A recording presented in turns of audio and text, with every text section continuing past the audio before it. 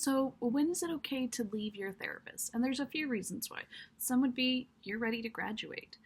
I'm not going to really get into that today. I kind of want today to be over. Maybe it's just not a good therapist. And how do you know that? Hi, everyone. My name is Angela Ariano. I'm a licensed marriage and family therapist practicing in the state of California. This is not therapy. This is not a diagnosis. This is just general educational purposes for you to have if you're beginning to start therapy. Sorry, my cat just decided to join for a little bit. So there's no really correct, just blanket answer as to why you should possibly end things with your therapist. It's different for everyone. One being, though, if you feel like your therapist is being inappropriate with you, that's an automatic. Break up with them, and I would say report them. If they're making sexual advances at you or making you feel uncomfortable, maybe talk to someone about it and see.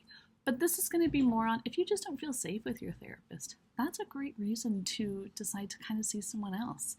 If you aren't feeling heard and validated, if you feel like you're not making progress, maybe you go in because you're struggling with depression and anxiety, and it's been a few months and you just don't feel it, and you have had that talk. In my other video, I talked about talking to your therapist when there's a rupture, and you've talked with your therapist about it and you don't see that progress or they didn't respond well to it. That's a great reason to possibly stop seeing your therapist.